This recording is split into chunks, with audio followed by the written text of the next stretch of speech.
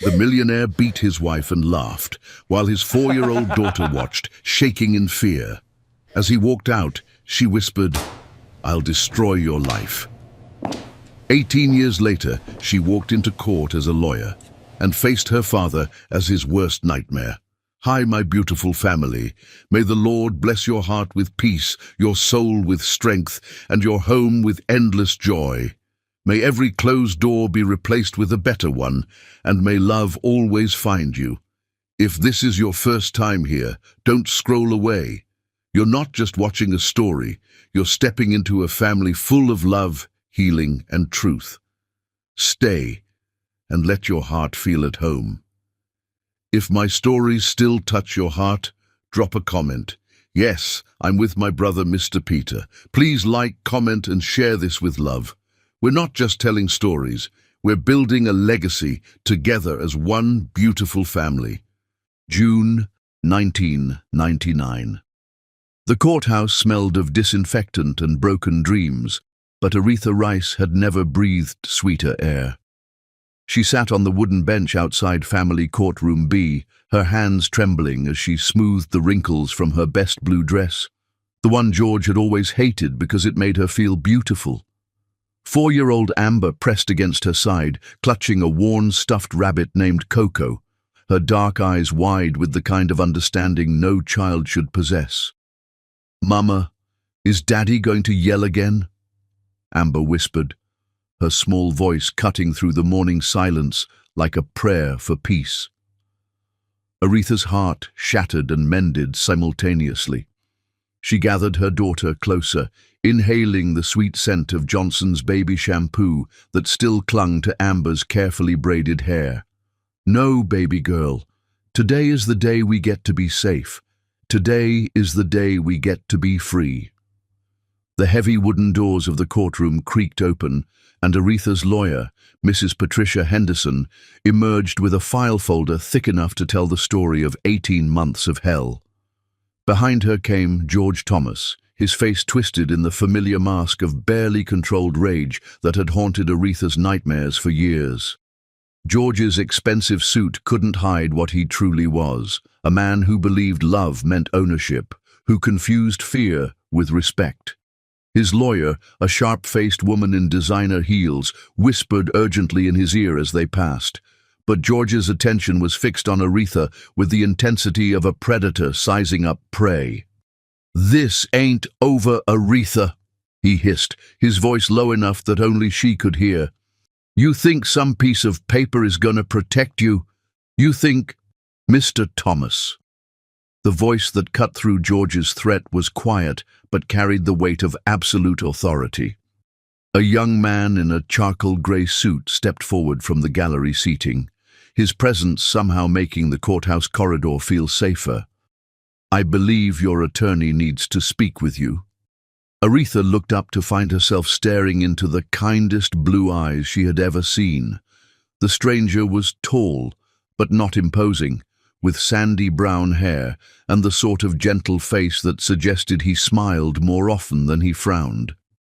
He positioned himself casually between George and Aretha, his stance protective without being aggressive.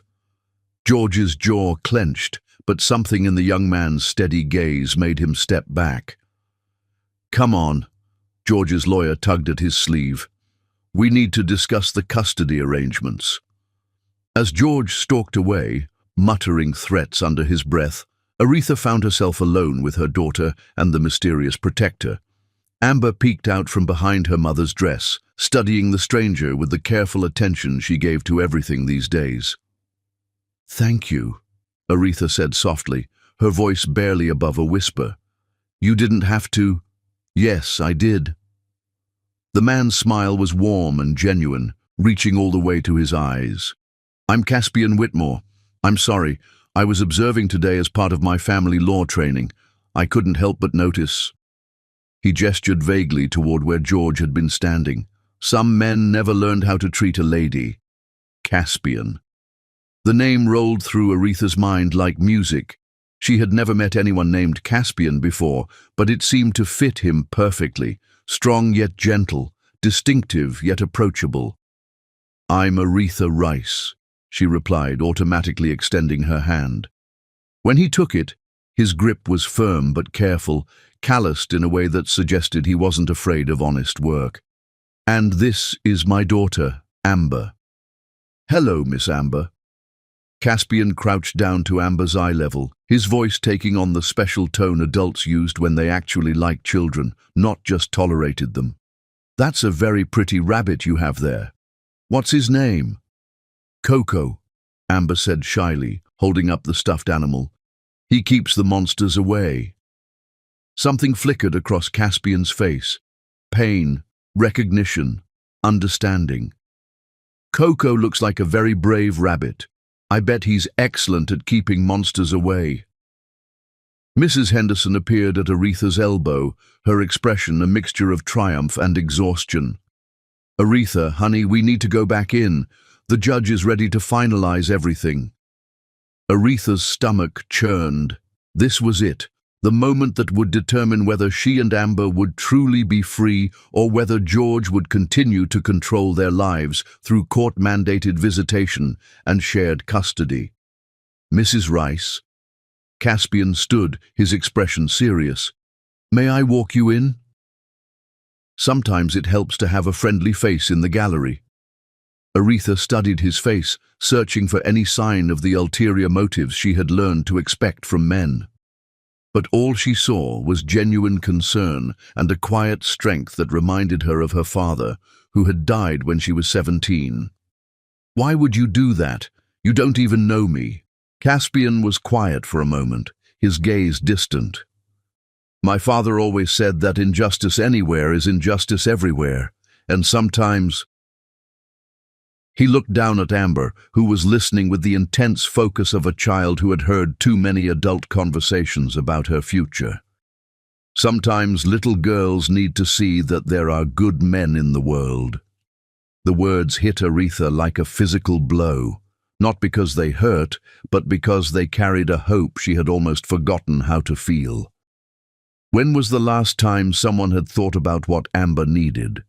When was the last time a man had considered her daughter's well-being without being asked?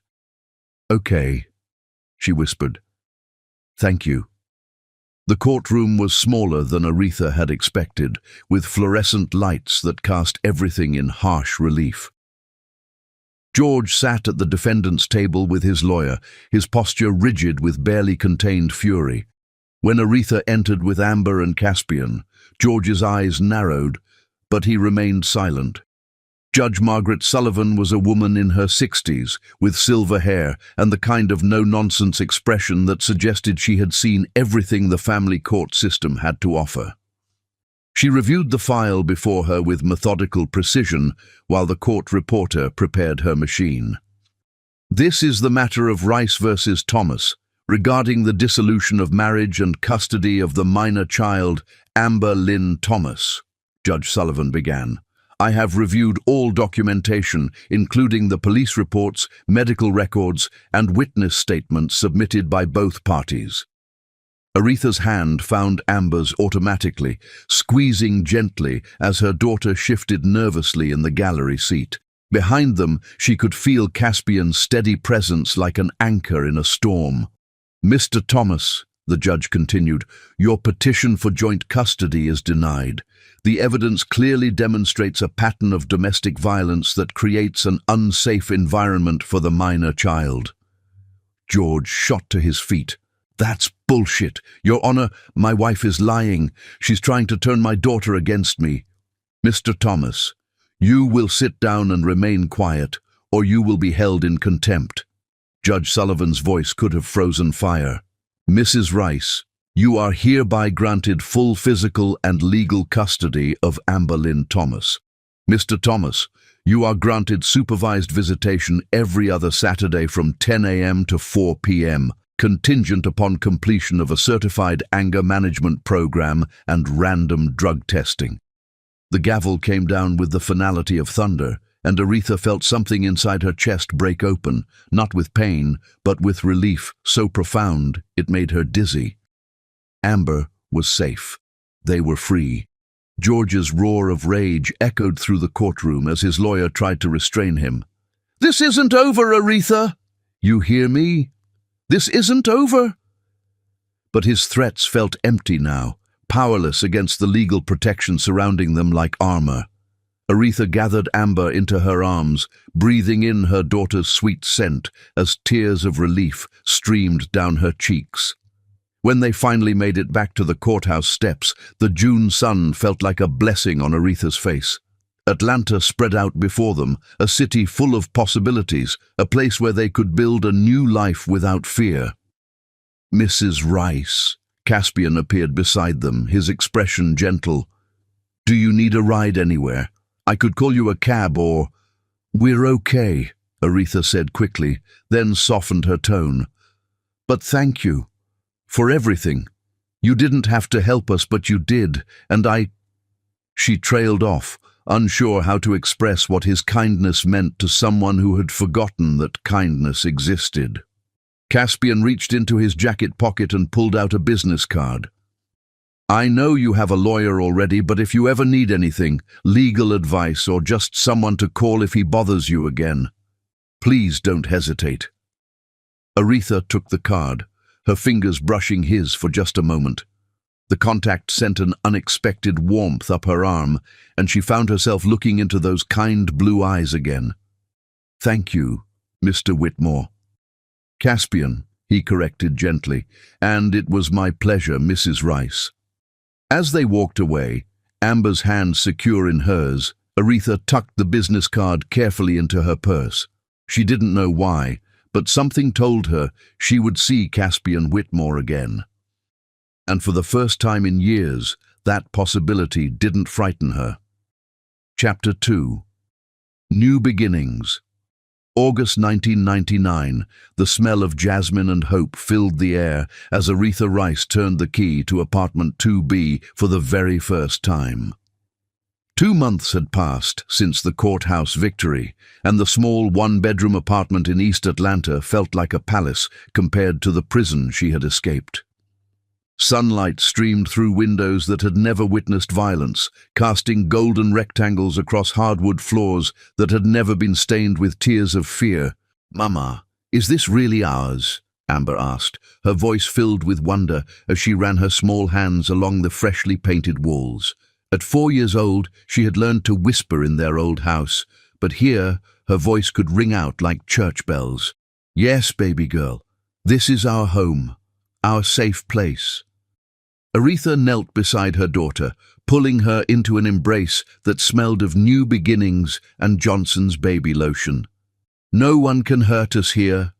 The apartment wasn't much, just one bedroom that they would share, a tiny kitchen with appliances from the 70s, and a living room barely large enough for the second-hand furniture Aretha had bought with her savings. But it was theirs, paid for with the money she earned cleaning office buildings at night and helping Mrs. Chen at Magnolia Dreams flower shop during the day. Aretha had discovered the flower shop 3 weeks after the divorce was finalized, when she was walking Amber to the nearby playground and noticed the help wanted sign in the window. Mrs. Chen, a 70-year-old Chinese immigrant with arthritic hands and a heart bigger than Georgia, had taken one look at Aretha's desperate expression and hired her on the spot. You have gentle hands, Mrs. Chen had said in her accented English, watching Aretha arrange a bouquet of yellow roses. Flowers know when someone has suffered. They bloom better for those who understand beauty after pain. Working with flowers had become Aretha's therapy. Each morning she would arrive at the shop before dawn, preparing arrangements for weddings, funerals, and everyday celebrations. The work required patience, creativity, and a delicate touch, skills she had developed during 18 months of walking on eggshells around George's explosive temper. Today, however, her peaceful routine was interrupted by a crisis that had nothing to do with flowers. Her 1987 Honda Civic, the car that had carried her and Amber to freedom, had finally given up the ghost in the flower shop parking lot. The mechanic, a greasy man named Bob, with wandering eyes and flexible ethics, claimed the repairs would cost $800. Money Aretha simply didn't have. Mrs. Rice, you sure you want to put that much money into this old thing? Bob asked, leaning against the counter of his auto shop like he was doing her a favor. I got a buddy who might be interested in buying it for parts. Course it wouldn't be much, maybe $200. Aretha's heart sank. $200 wouldn't even cover a down payment on another used car, and without transportation, she couldn't get to work. Without work, she couldn't pay rent. The walls of her new freedom suddenly felt like they were closing in. That evening, as she tucked Amber into their shared bed, her daughter's innocent question broke her heart. "Mama, why are you crying?" "I'm not crying, baby girl. Mama's just tired." But Amber, wise beyond her 4 years, reached up and touched the tears on Aretha's cheek. "It's okay to cry sometimes. Coco told me so." The next morning, desperate and running out of options, Aretha remembered the business card tucked in her wallet. Caspian Whitmore had said to call if she needed legal advice, and technically, this was a legal matter. Bob's estimate seemed suspiciously high, and she had a feeling he was trying to take advantage of a single mother with no other options. Caspian's law office was located in a renovated Victorian house in the Grant Park neighborhood, painted sage green with white trim and surrounded by oak trees that had witnessed Atlanta's entire history.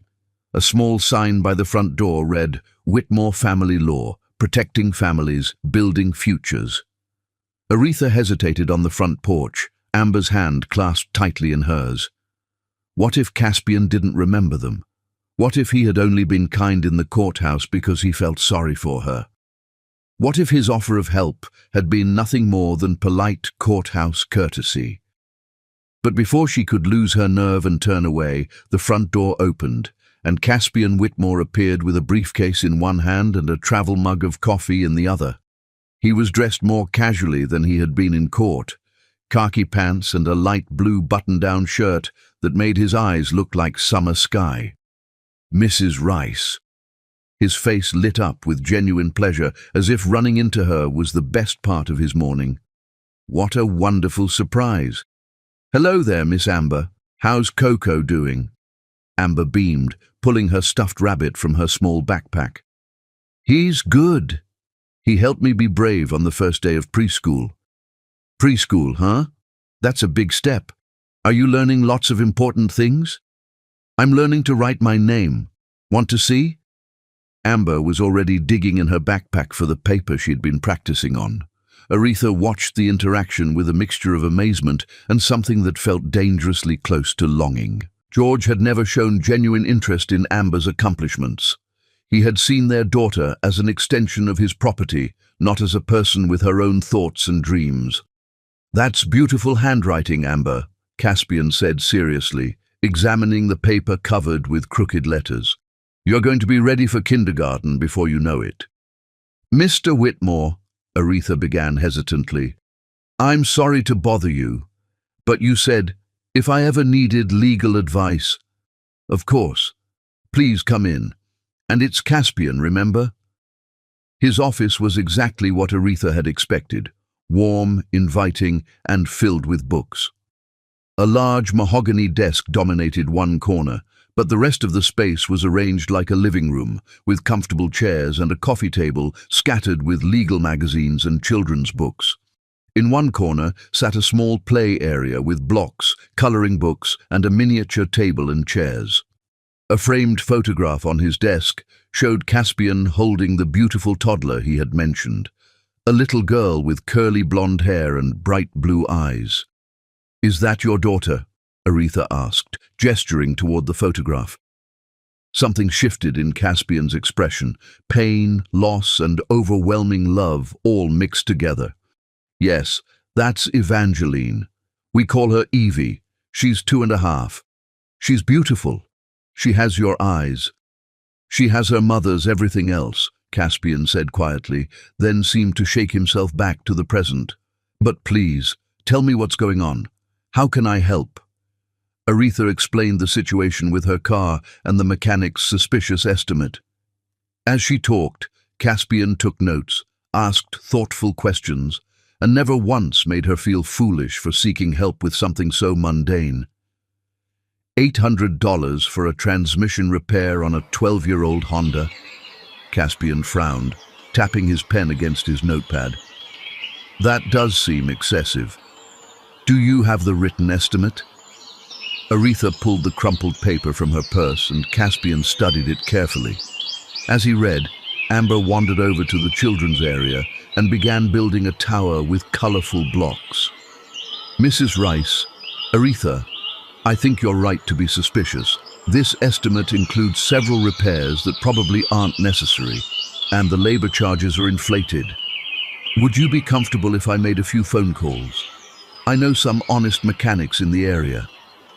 I can't afford to pay you for your time, Aretha said quietly, embarrassment coloring her cheeks. I'm sorry, I shouldn't have... Stop. Caspian's voice was gentle but firm. You're not paying me anything. Sometimes helping someone is payment enough. An hour later, Caspian had arranged for Aretha's car to be towed to Murphy's Honest Auto Repair, where his friend Danny promised to give her a fair assessment. He had also written a strongly worded letter to Bob's auto shop, demanding they return her car without charge and threatening legal action if they refused. How did you learn to do that? Aretha asked as they walked toward the parking lot behind his office. Do what? Make people listen. Make them take you seriously. Caspian was quiet for a moment, considering her question. My father was a civil rights lawyer back in the 60s and 70s. He taught me that the law should protect people, not exploit them. He used to say that every person deserves dignity, regardless of their bank account or their past. They reached his car, a modest blue sedan that looked reliable but not flashy. As he unlocked the doors, Aretha caught sight of a car seat in the back. Where is Evie today? With my neighbor, Mrs. Patterson. She watches Evie when I have court or client meetings. He paused, his hand on the car door. Her mother died when she was born. Complications during delivery. So it's just the two of us now. The pain in his voice was raw and immediate, the kind of grief that time softens but never fully heals.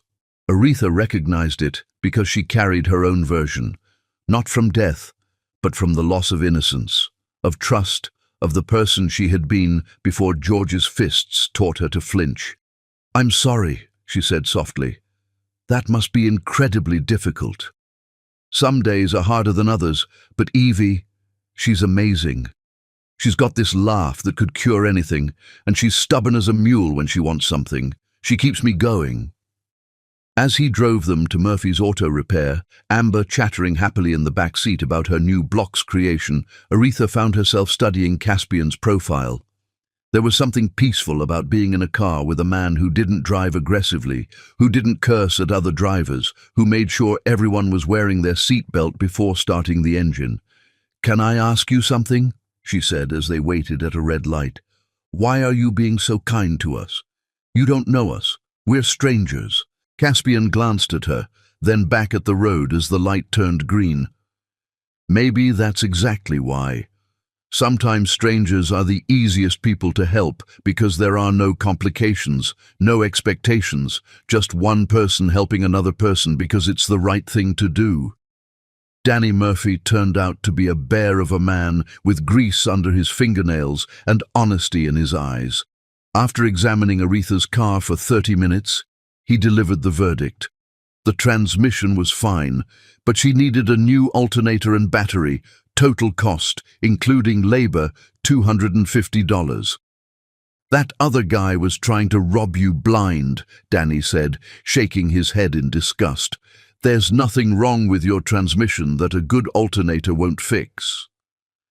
As Aretha wrote out a check for the repairs, using almost all of her carefully saved emergency fund, she felt a hand on her shoulder. Caspian stood beside her, his expression serious. Let me pay for this. Absolutely not. Aretha, please, consider it a loan if that makes you feel better. You can pay me back whenever you're able. She turned to face him fully, studying his face for any sign of the ulterior motives she had learned to expect. But all she saw was genuine concern and a desire to help that seemed to come from someplace deep and honest. "Why?" she whispered. "Because you deserve someone in your corner. Because Amber deserves to see her mother treated with respect. Because sometimes the universe puts people in our path for a reason." Aretha looked over at Amber, who was showing Danny her stuffed rabbit and explaining in great detail about Coco's monster-fighting abilities. Her daughter was laughing, completely unafraid, trusting in a way that Aretha had forgotten was possible. "Okay," she said finally, "but it's a loan. I will pay you back." "Deal." As they shook hands, Aretha felt something shift in her chest, a tiny crack in the wall she had built around her heart, letting in just the smallest ray of something that might eventually become hope. Chapter 3. Seeds of Trust. December 1999. Snow was falling on Christmas Eve in Atlanta, a miracle that happened maybe once every 10 years, and Aretha Rice had never seen anything more beautiful. She stood in the window of Magnolia Dreams flower shop, watching the fat white flakes drift past the streetlights like falling stars. The shop was closed for the holiday, but she had stayed late to finish a wedding arrangement for tomorrow's ceremony. The bride had specifically requested white roses and baby's breath, and Aretha had spent hours crafting each bouquet with the kind of precision that came from finding purpose in beauty. Mrs. Chen had officially made her shop manager 3 weeks ago, complete with a modest raise and the keys to open and close. It was the first time in Aretha's life that someone had trusted her with real responsibility, and she treated the flower shop like the sanctuary it had become. 4 months of working with flowers had taught her that beauty could bloom anywhere, even in the harshest conditions. The winter roses in the cooler had survived frost and cold to produce the most exquisite petals, and sometimes Aretha felt like those roses, damaged but not destroyed, scarred but still capable of something beautiful. The bell above the door chimed, letting in a swirl of cold air and snowflakes. Aretha turned, expecting to see Mrs. Chen returning for something she had forgotten, but instead found Caspian Whitmore standing in the doorway with a small blonde child bundled in a bright red coat. "I'm sorry," he said quickly, snow dusting his dark hair. "I saw the lights on and thought you might still be open. We can come back tomorrow." "No, please, come in." Aretha set down her floral shears and moved toward them, noting how the little girl clung to Caspian's hand. "You must be Evie." The child peered out from behind her father's legs, taking in Aretha's gentle expression and the flower shop's magical atmosphere. At 2.5, Evie Whitmore was exactly as beautiful as her photograph had suggested, with blonde curls escaping from beneath a knitted hat and eyes that mirrored her father's kindness. "Daddy, it smells like Mama's garden," Evie whispered, her voice filled with wonder. Caspian's face tightened with pain so brief that Aretha might have missed it if she hadn't learned to recognize grief in all its forms. "Serafina loved gardening," he explained quietly. "She grew the most incredible roses." "What kind?" Aretha asked, leading them deeper into the shop where the warmth could chase away the winter chill. "White roses mostly. David Austin varieties, Iceberg, and Winchester Cathedral." She said they reminded her of wedding dresses and first communions and all the pure moments in life. Aretha's heart ached for this man, who spoke of his late wife with such tender reverence. She moved to the cooler and carefully selected 3 perfect white roses, arranging them with sprigs of holly and white ribbon. "For Serafina," she said simply, handing him the small bouquet. "No charge." Caspian stared at the flowers, his throat working as he struggled with emotion. "Thank you," he managed finally. That's incredibly kind." "Daddy, are these for Mama?" Evie asked, reaching up to touch one of the rose petals with careful fingers.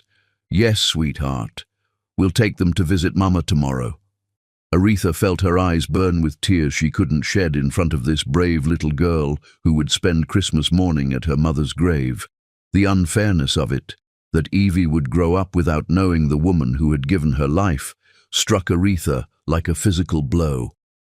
"Would you like some hot chocolate?" she asked impulsively. "I was just making some for myself." She had been doing no such thing, but the lie seemed necessary. Caspian looked like he needed warmth and companionship, and Evie's small face was red with cold, despite her winter coat. "We don't want to impose." "You're not imposing. Please." Aretha led them to the small break room behind the shop, where she kept a hot plate and a few basic supplies. As she heated milk in a saucepan and stirred in cocoa powder, Caspian helped Evie out of her coat and settled her in one of the chairs.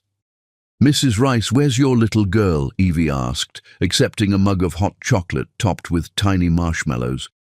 "Amber is with her grandmother in Savannah for Christmas," Aretha explained. "My mama wanted to spoil her with presents and sweet potato pie." The truth was more complicated. Delilah May Rice had insisted on taking Amber for the holidays, partly to give Aretha a break, and partly because she worried that her daughter was working too hard and forgetting how to enjoy life. "You need to remember you're only 31 years old," her mother had said. "You got many years left to live, baby girl. Don't spend them all looking backward." "Are you lonely without her?" Evie asked with the directness that only small children possessed. "A little," Aretha admitted, surprised by the child's insight. "But I have the flowers to keep me company." "Flowers are good friends," Evie agreed seriously. "They don't yell or break things." The innocent comment hung in the air like a physical presence, and Aretha saw Caspian's expression sharpen with understanding. This child, despite her young age, had learned the same lesson that Amber had, that some people were safe and some people weren't, that loud voices and broken things were warnings to be feared. "No, sweetheart," Aretha said gently. "Good friends never yell or break things. Good friends are gentle and kind." She glanced at Caspian and found him watching her with an expression she couldn't quite read. There was admiration there and something deeper, a recognition that passed between two people who had both learned to value gentleness because they had known its absence. "Evie," Caspian said suddenly, "would you like to help Mrs. Rice with her flowers? I bet she could teach you how to make a bouquet." "Really?" Evie's face lit up with excitement. "I can touch them." "Of course you can touch them. Just be gentle like your daddy taught you."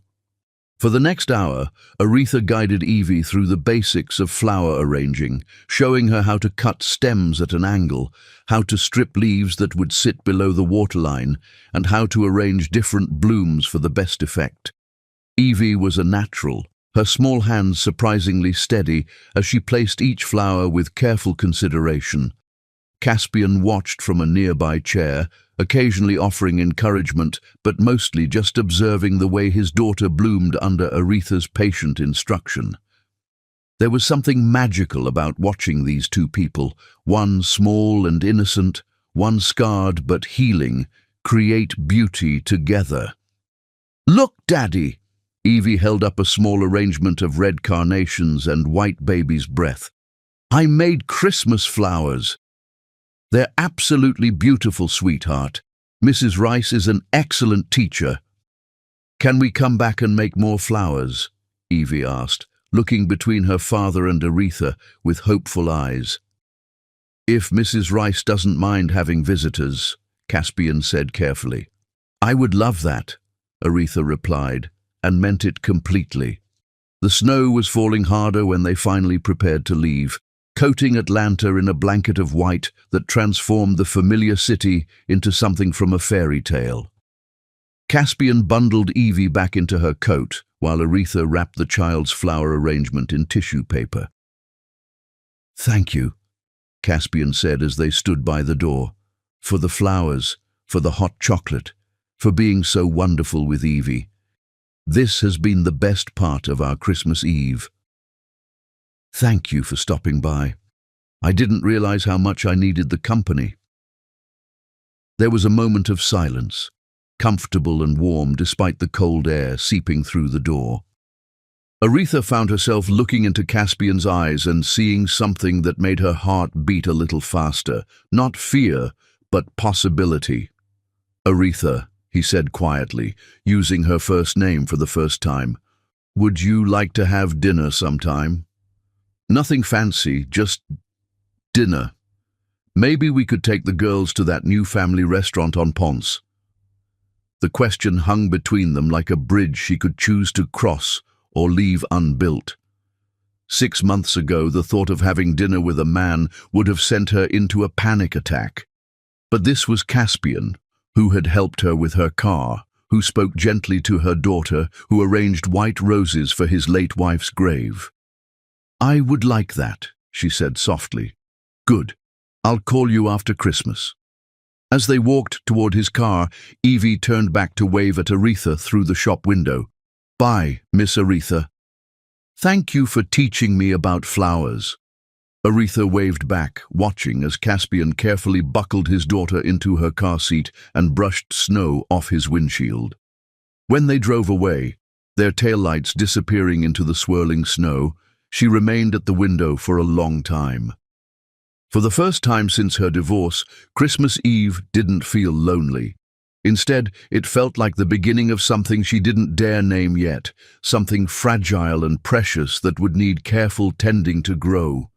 Like flowers in winter, love required patience, protection, and faith that spring would eventually come. Outside, the snow continued to fall, covering the world in white roses made of ice and possibility. Chapter 4. Blooming Hearts. Spring 2000.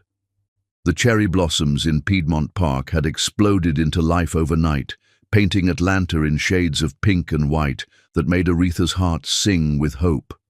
She walked slowly along the tree-lined path, 5-year-old Amber skipping ahead, while 3-year-old Evie toddled beside her, both girls chattering about everything and nothing with the endless enthusiasm of childhood.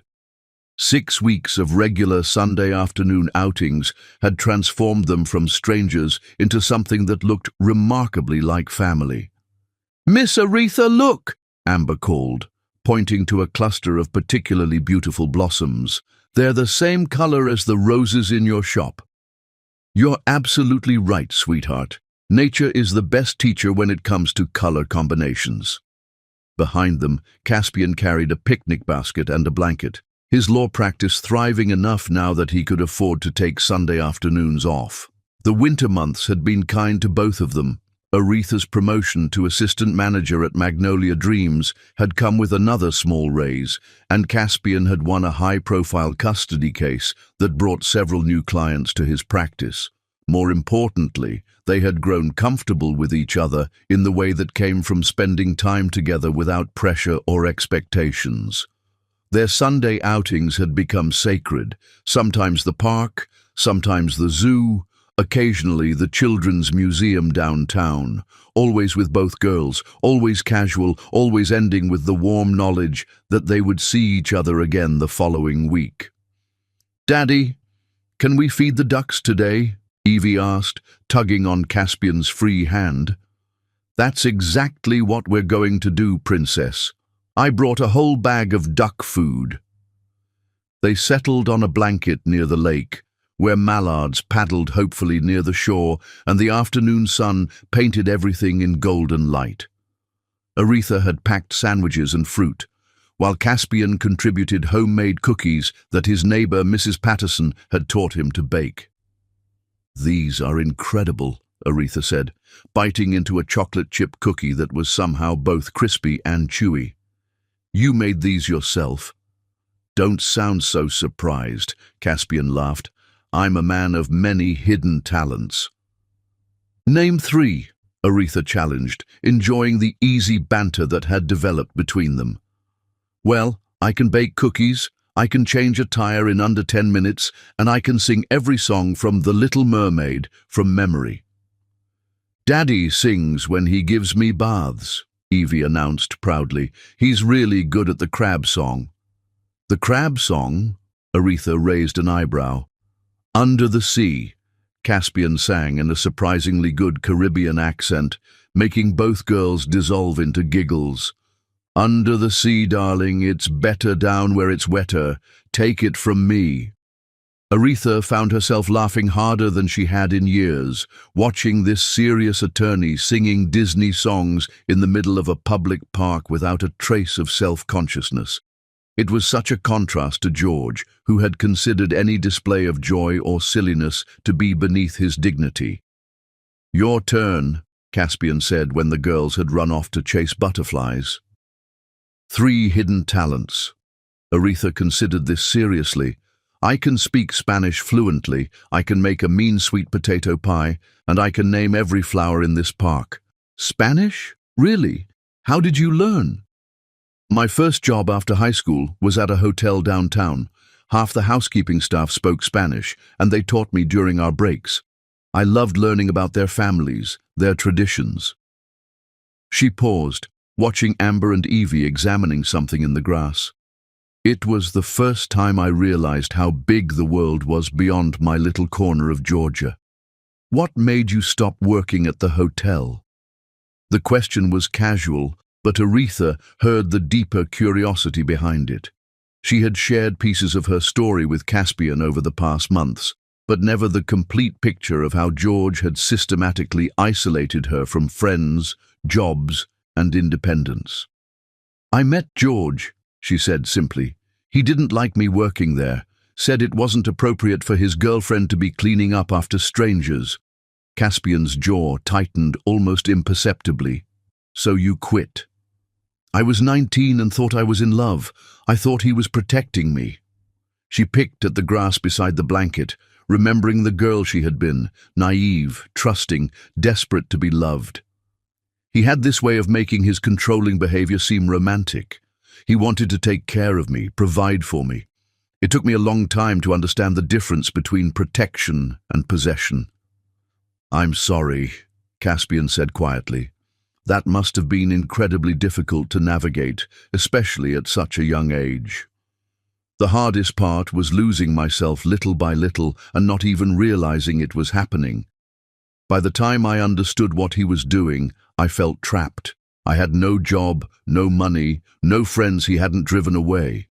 What changed? What made you finally leave?" Aretha was quiet for a long moment, watching their daughters play in the dappled sunlight. "One night, Amber asked me why Daddy made me cry so much. She was 3 years old and she was trying to comfort me after he had thrown a plate against the wall during dinner.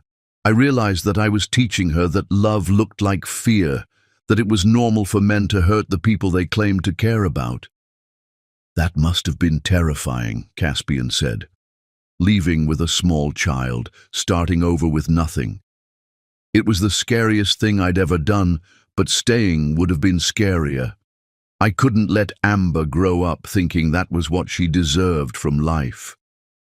They sat in comfortable silence, watching the girls who had moved on to collecting fallen cherry blossoms in their small hands. The afternoon was warm and peaceful, filled with the sounds of families enjoying the beautiful spring day. "Can I ask you something?" Aretha said finally. "Of course. Do you ever worry about dating again? About what it might mean for Evie?" Caspian was quiet for so long that Aretha wondered if she had overstepped some invisible boundary. When he finally spoke, his voice was careful and thoughtful. "Every day," he admitted. "Serafina and I had such a short time together. We met in law school, got married right after graduation, and she was gone 18 months later. Sometimes I feel like I'm betraying her memory by even thinking about moving forward." "But you are thinking about it." "I'm thinking about you," he said simply, turning to meet her eyes. "I think about you when I'm reviewing cases and smell the flowers you always have on your desk. I think about you when Evie talks about Miss Aretha and how you taught her to arrange flowers. I think about you when I'm falling asleep and wonder if this feeling in my chest might actually be happiness starting to grow back." Aretha's breath caught in her throat. Caspian ... "I know we both have reasons to be careful," he continued. I know you need time to heal, and I know I'm still learning how to be a single father. But I also know that what I feel when I'm with you is something I thought I'd never feel again." Before Aretha could respond, Amber came running back to the blanket with her hands full of cherry blossoms. "Mama, look, I picked these for you because they're the same color as the roses that made you smile yesterday." "They're beautiful, baby girl, thank you." As Amber settled back on the blanket beside Evie, both girls began weaving the blossoms into crowns with the intense concentration that only children brought to important tasks. Aretha watched them work, marveling at how naturally they had bonded, how easily they had accepted each other as sisters. "They're going to be heartbroken if we mess this up," she said quietly. "Then we won't mess it up," Caspian replied. "We'll take it slow, be honest with each other, put them first. But Aretha, I don't want to spend the rest of my life wondering what might have happened if I'd been brave enough to try." The girls finished their flower crowns and insisted on placing them on the adults' heads, dissolving into giggles at how silly they looked. As they packed up the picnic and prepared to leave, Evie took Aretha's hand while Amber claimed Caspian's.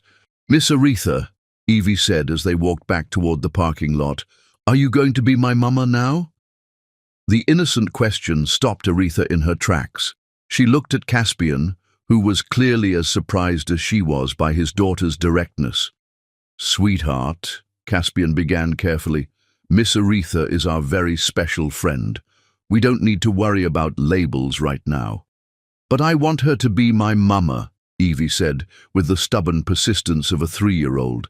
"She smells like flowers and she doesn't yell and she makes you smile the way you used to smile in the pictures with my first mama." Aretha knelt down to Evie's level, her heart breaking and healing simultaneously. "Baby girl, I care about you and your daddy very much, but these are grown-up feelings that take time to understand. For now, can you just be happy that we're all friends who like spending time together?"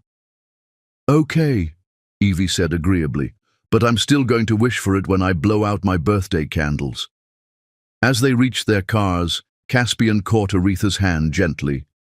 "Dinner this week? Just the two of us?" "I'd like that," she said, and meant it with every fiber of her being. "Friday night? I'll pick you up at 7. It's a date." The words hung in the air between them, full of promise and possibility. As she drove home with Amber, chattering about their wonderful day, Aretha realized that for the first time in years, she was looking forward to tomorrow, to next week, to the future that was slowly unfurling like cherry blossoms in spring. Chapter 5. Storms and Shelter. Summer 2000 to winter 2001. The sound of glass shattering in the parking lot made Aretha's blood turn to ice, even though she was safe inside Magnolia Dreams, with the doors locked and the security system armed. It was 10 o'clock on a humid July evening, and she had stayed late to prepare arrangements for a wedding the next morning. Through the front window, she could see George's familiar silhouette weaving between the parked cars, a beer bottle in one hand, and rage radiating from every line of his body. "Aretha!" His voice carried through the summer air, slurred and dangerous. "I know you're in there. Come out here and talk to me like a woman." Her hands shaking, Aretha reached for the phone and dialed the number she had memorized 6 months ago. Caspian answered on the second ring, and the sound of his voice was like a lifeline thrown to a drowning woman. "It's George," she whispered. "He's here, and he's drunk, and I think he's going to try to break in. I'm calling the police right now, and then I'm coming to get you. Do not leave that building. Do you understand? Stay exactly where you are." Through the window, Aretha watched George pick up another beer bottle from the case he had apparently brought with him. He hurled it at the flower shop's front window, where it exploded in a shower of brown glass and foam. "You think you're too good for me now?" George screamed. "You think that fancy lawyer boyfriend of yours is going to protect you? I'm Amber's father. I have rights." The police arrived within 10 minutes, their red and blue lights painting the parking lot in colors that reminded Aretha of the bruises George used to leave on her arms. She watched through the window as they approached him with hands on their weapons, shouting commands she couldn't quite hear. George's arrest was swift and efficient, but Aretha remained frozen behind the counter until Caspian's gentle knock on the back door finally convinced her it was safe to move. "Are you hurt?" He wrapped her in his arms before she could answer, and Aretha melted into his embrace, breathing in the scent of his cologne and the safety he represented. "I'm okay," she managed, though her voice was shaking. He didn't get inside, he threw bottles and screamed. "The girls." "At my mother's in Savannah for the week, thank God." Caspian pulled back to look at her face, his eyes dark with concern and something that looked like barely controlled fury. "This ends now, Aretha. Tomorrow morning, we're filing for a restraining order modification, and I'm going to make sure he understands that harassing you has legal consequences." "He'll just get angrier." "Let him get angry. Anger behind bars can't hurt you." They sat in his car in the parking lot while the police finished their report, Aretha's head on Caspian's shoulder as she tried to stop shaking. 6 weeks of dating had deepened their relationship into something steady and sure, built on shared Sunday dinners, late-night phone calls, and the growing certainty that what they felt for each other was real and lasting. "I'm sorry," she whispered. "For what? For bringing this chaos into your life, for putting you and Evie in danger just by being with you." Caspian turned to face her fully, his hands gentle on her shoulders. "Aretha Marie Rice, you listen to me. You are not responsible for his behavior. You are not chaos. You are the best thing that has happened to me and Evie since Serafina died, and I will not let that man make you believe otherwise." The use of her full name, spoken with such fierce tenderness, broke something loose in Aretha's chest. She had been holding her breath for months, waiting for Caspian to realize that loving her came with complications, that her past would always cast shadows on their future. "I love you," she said, the words tumbling out before she could stop them. "I love you, and that terrifies me because I don't know how to love someone without losing myself." "Then we'll learn together," Caspian said simply, "because I love you too, and I'm not going anywhere." Their first real kiss happened in the parking lot of a flower shop, surrounded by broken glass, tasting of salt tears and promises they were finally brave enough to make. By Christmas 2000, their lives had woven together so completely that Aretha could barely remember what loneliness felt like. She woke up in her own apartment on Christmas morning, but within an hour she was at Caspian's house, helping him make pancakes while Amber and Evie tore through presents with the single-minded determination of children who had been very, very good all year. "Daddy, look!" Evie held up a dollhouse that Caspian had spent 3 weeks assembling in secret. "It has real, tiny furniture." "Miss Aretha, thank you for the flower kit." Amber clutched her children's gardening set, complete with seeds, small tools, and a watering can decorated with sunflowers. Caspian's house was a modest 2-story colonial in the Virginia Highland neighborhood, with hardwood floors, a fireplace that actually worked, and a backyard big enough for the garden Aretha had been dreaming about. More importantly, it felt like home in a way that her apartment never had. Lived in and loved, filled with laughter and the comfortable chaos of family life. "There's one more present," Caspian said after the girls had settled down to play with their new toys. He pulled a small wrapped box from behind the Christmas tree, his expression nervous and hopeful. Aretha's heart stopped. The box was the wrong size for an engagement ring, but after 8 months together, she had begun to wonder if they were moving towards something permanent. Inside was a key, brass, newly cut, attached to a keychain shaped like a magnolia blossom. "It's not what you think," Caspian said quickly. I mean, it is what you think, but not what you think. He took a deep breath and tried again. I want you and Amber to move in with me and Evie. I want us to be a family officially. I want to wake up with you every morning and fall asleep with you every night. I want to help Amber with her homework and teach her how to ride a bike. I want Evie to have a mother who loves her as much as I do. Aretha stared at the key, her vision blurring with tears she couldn't control. Caspian ... I know it's a big step. I know we haven't talked about marriage yet, and I don't want you to think I'm pressuring you. This is about us building something together, taking our time, seeing how we work as a family before we make it legal. What about Serafina? The question came out smaller than Aretha intended, but it had been weighing on her heart for months. Caspian was quiet for a moment, considering how to answer.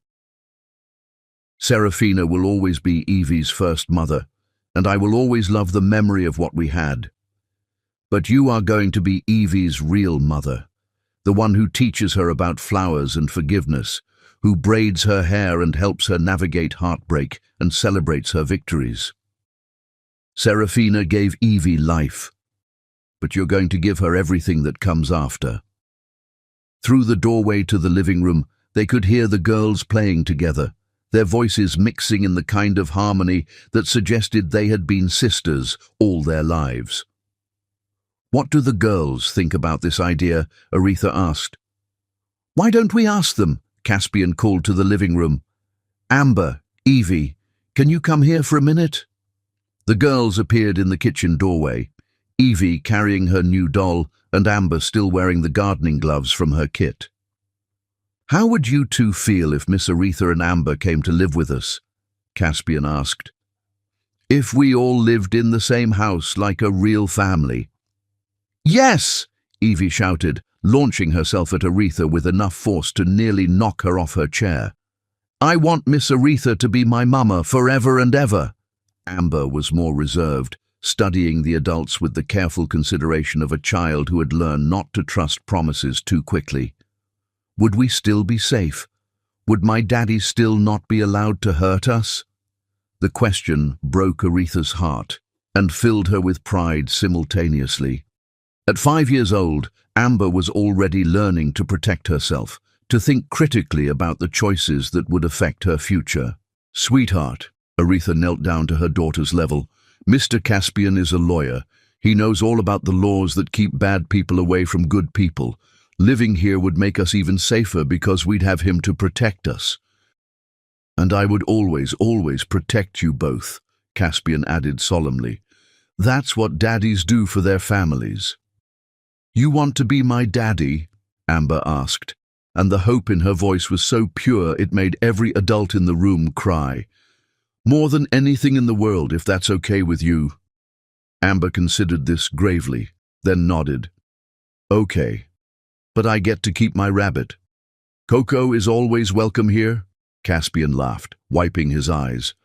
They moved in on New Year's Day 2001 in a snowstorm that turned the process into an adventure rather than a chore. Mrs. Patterson helped with Evie while Caspian and Aretha packed Aretha's apartment, and by evening they were all settled in their new home, eating take-out Chinese food in front of the fireplace while the girls built a fort out of moving boxes. No regrets? Caspian asked as they sat together on the couch, watching their daughters giggle over some private joke. Only that we didn't do this sooner, Aretha replied, and meant it with every fiber of her being. That night, as she lay in Caspian's arms in the bed they would share for the rest of their lives, Aretha marveled at how completely her world had changed. 18 months ago, she had been a frightened woman fleeing an abusive marriage with nothing but a daughter and a desperate hope for something better. Now she had a man who loved her scars as much as her strength, a daughter who was thriving in an environment of unconditional love, and a stepdaughter who had claimed her as mama with the fierce certainty of a child who knew she was wanted. Outside, the snow continued to fall, covering the world in white promise. Inside, four people who had found each other against all odds settled into the rhythm of forever. Chapter 6. Building Dreams. From 2001 to 2005, the morning sun streaming through the stained-glass windows of Oakland Cemetery Chapel painted rainbow patterns across Aretha's white dress as she walked toward the man who would become her forever. April 14th, 2001 dawned clear and warm, with dogwood blossoms framing the historic chapel like nature's own wedding decorations. Aretha had chosen this venue not for its grandeur, but for its gardens, acres of flowering trees and peaceful pathways where she and Caspian had walked many Sunday afternoons, planning their future with the careful hope of two people who had learned that love was precious, precisely because it could be lost. Delilah Mae Rice walked beside her daughter, resplendent in lavender silk and tears of joy. At 54, Delilah had worried she might never see Aretha truly happy again, and watching her daughter glow with the confidence of a woman deeply loved was worth every prayer she had whispered over the past 2 years. "You sure about this, baby girl?" Delilah whispered as they paused at the chapel doors. "More sure than I've ever been about anything in my life," Aretha replied, and the certainty in her voice made her mother's heart sing. The chapel was small and intimate, filled with the people who had supported them through the journey from broken to whole. Mrs. Chen sat in the front row beside Mrs. Patterson, both women beaming with the pride of surrogate mothers. Caspian's law school friends occupied one side, while Aretha's co-workers from Magnolia Dreams filled the other. But Aretha's eyes found only Caspian, standing at the altar in a charcoal grey suit that made his blue eyes look like summer sky. Beside him stood his best man, Danny Murphy from the auto shop, grinning so widely his face looked like it might split. At the front of the aisle, Amber and Evie waited in matching pale pink dresses, both girls clutching small bouquets of white roses and baby's breath. At 6 and 4, they understood that today was the day their family would become official, and their excitement was infectious. "Dearly beloved," began Reverend Jackson, a gentleman in his 70s who had agreed to perform the ceremony despite Aretha's unconventional request to write their own vows. "We are gathered here today not just to witness the union of Caspian and Aretha, but to celebrate the creation of a family built on love, trust, and the courage to believe in second chances." When it came time for vows, Caspian spoke first, his voice steady despite the tears in his eyes. "Aretha, when I met you, I was a man learning to live with half a heart. You didn't just heal what was broken. You showed me that love could be bigger than loss, stronger than fear, and deeper than I ever imagined possible. Today, I promise not just to love you, but to love Amber as my own daughter, to protect both of you with everything I have, and to build with you a home where laughter is louder than tears, and hope is stronger than memory." Aretha's vows came from a heart so full she could barely speak. "Caspian, you taught me that gentleness is not weakness, that protection doesn't require possession, and that real love makes you more yourself, not less. You gave me back my voice, my dreams, and my faith in tomorrow. Today, I promise to love you through every season, to raise our daughters together with wisdom and wonder, and to choose you every day for the rest of our lives." The rings they exchanged were simple gold bands, but they felt like everything. Promises made tangible, love given form. "By the power vested in me by the state of Georgia," Reverend Jackson smiled, "I now pronounce you husband and wife. Caspian, you may kiss your bride." The kiss was soft and sweet, tasting of forever and new beginnings. When they turned to face their guests as Mr. and Mrs. Whitmore, the chapel erupted in cheers and applause. But the most magical moment came during the recessional, when Amber tugged on Caspian's jacket and whispered, "Can I call you Daddy now?" "I would be honored," Caspian replied, lifting her into his arms while Evie claimed Aretha's hand. The reception was held in the chapel gardens, with tables scattered beneath flowering dogwood trees and string lights twinkling overhead like captured stars.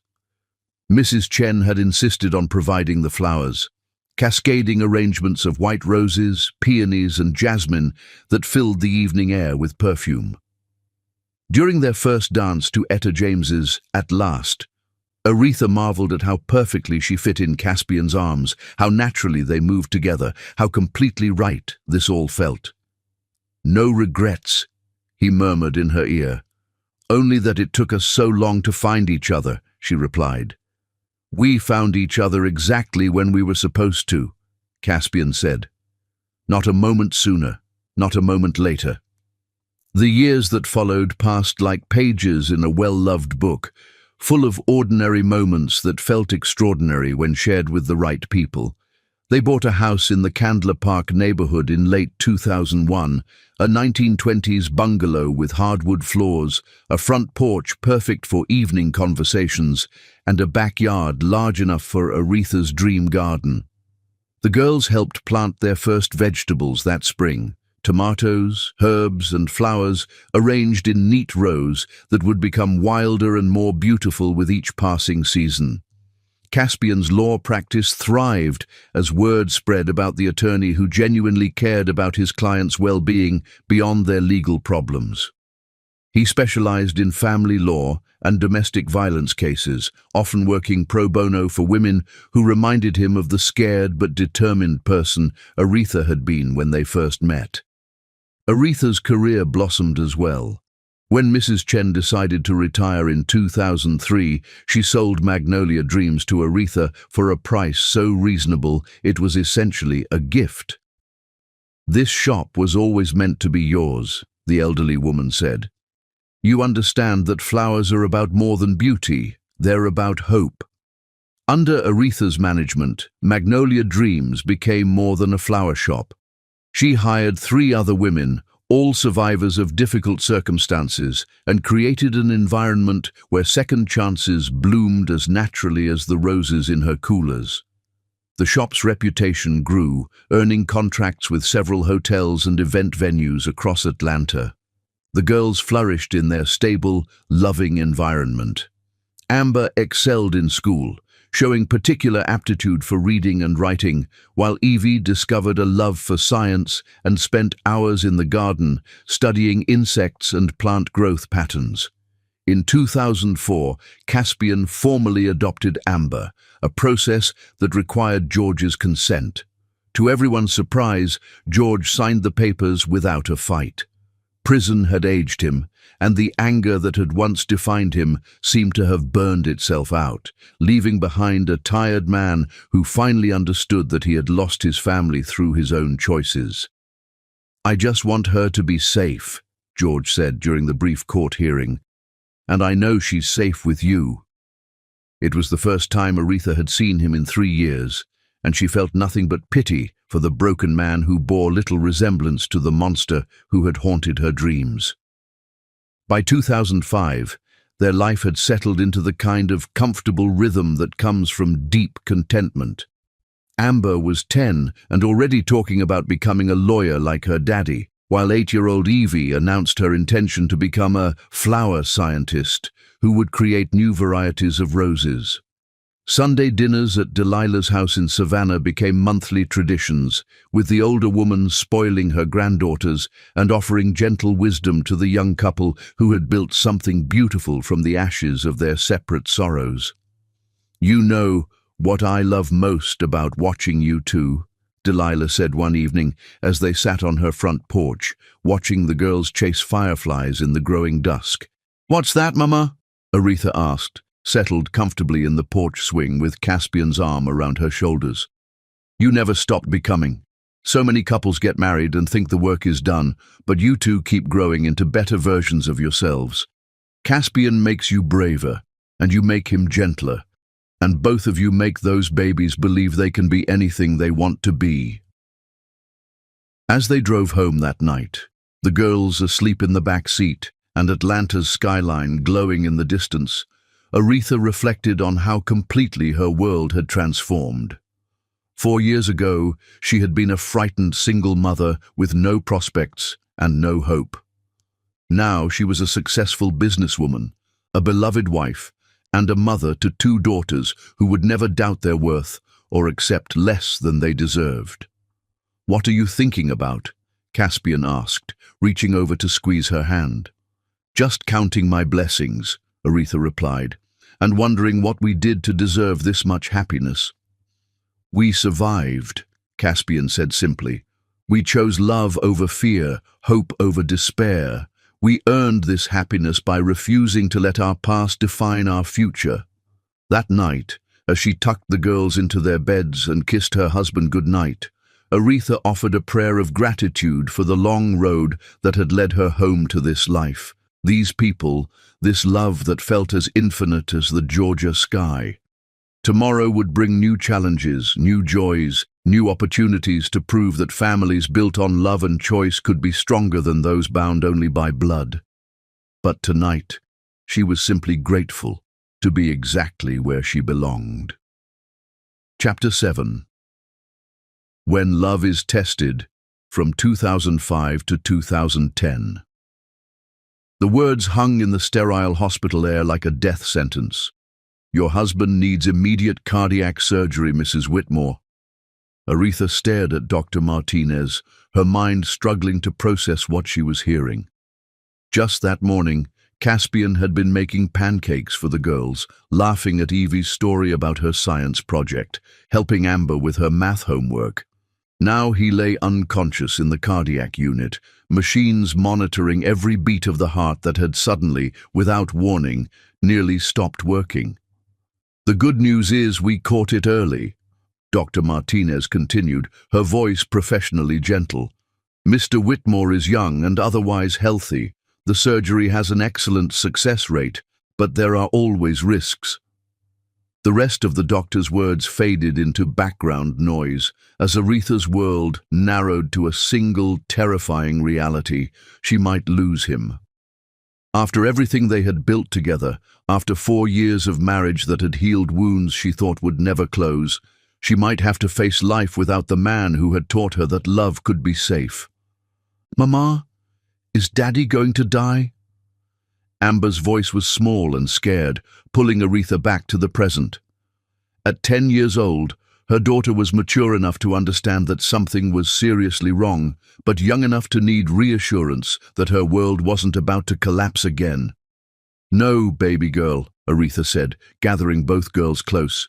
"Daddy's heart is sick, but the doctors are going to fix it. He's going to be fine." The words felt like lies, even as she spoke them, but they were the only truth she could give her children right now. Evie, 8 years old and still young enough to believe that parents could fix anything, looked up at Aretha with complete trust. "You'll take care of him, right, Mama? Like you take care of the flowers when they get sick?" "Yes, sweetheart. Mama will take care of Daddy." The surgery lasted 6 hours. Aretha spent every minute in the waiting room, alternately pacing and sitting, praying and bargaining with a God she hadn't spoken to much since her childhood. Delilah drove up from Savannah to watch the girls, while Mrs. Patterson brought food that no one ate and coffee that grew cold in forgotten cups. When Dr. Martinez finally emerged, still in her surgical scrubs, Aretha's heart stopped beating entirely. "The surgery was successful," the doctor said, and Aretha collapsed into the nearest chair as relief flooded through her. "We were able to clear the blockages and repair the damage. He's going to need extensive recovery time, and there will be lifestyle changes, but Mr. Whitmore should make a full recovery." The next 6 months transformed Aretha from wife to caregiver, from partner to protector. Caspian came home from the hospital weak and discouraged, frustrated by his body's betrayal and terrified of being a burden to his family. "I should be taking care of you," he said one evening, as Aretha helped him into bed after a particularly difficult day of physical therapy. "I should be providing for our family, not lying here like an invalid while you run yourself ragged." Caspian Michael Whitmore, Aretha said firmly, using his full name the way he had used hers that night in the parking lot when she needed to hear the truth. You spent 4 years taking care of me and Amber when we needed it most. Now it's my turn to take care of you. She reorganized her entire life around his recovery. Mrs. Chen's daughter took over day-to-day operations at Magnolia Dreams, while Aretha reduced her hours to part-time. She learned to prepare heart-healthy meals, accompanied him to every doctor's appointment, and became an expert in cardiac rehabilitation. More importantly, she became his anchor when depression threatened to pull him under. The man who had always been her protector now needed protection himself, from his own fear, his own sense of helplessness, his own doubts about whether he would ever be whole again. "Remember what you told me once," Aretha said during one of his darkest moments when he questioned whether she would be better off without him. "You said that love makes us bigger than our circumstances. Your heart might be broken, but your love isn't. And my love for you isn't broken either." By spring 2006, Caspian was back to work part-time, his energy slowly returning along with his confidence. The experience had changed him, made him gentler somehow, more aware of how precious and fragile their happiness really was. But just as they were finding their footing again, George returned to their lives with a vengeance. He had been released from prison in early 2006, supposedly rehabilitated after completing anger management courses and substance abuse treatment. His lawyer filed a motion requesting supervised visitation with Amber, citing his improved mental health and desire to rebuild his relationship with his daughter. "He has rights as her biological father," the court-appointed mediator explained during their first meeting. "The adoption by Mr. Whitmore doesn't negate those rights entirely." Aretha felt like she was living through a nightmare. After 5 years of peace, 5 years of Amber calling Caspian Daddy, and barely remembering the man who had terrorized their early years, George wanted back into their lives. "I don't want to see him," Amber said firmly when they explained the situation to her. At 11, she was old enough to express her own preferences, and her feelings were crystal clear. "Caspian is my dad. George is just the man who hurt Mama."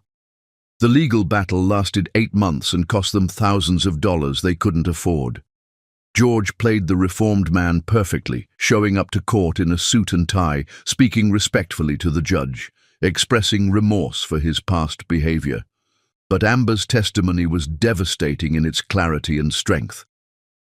"Your Honor," she said, standing straight and tall in the witness box, "I know that man is my biological father, but biology doesn't make someone a dad. A real dad reads bedtime stories and helps with homework and makes you feel safe.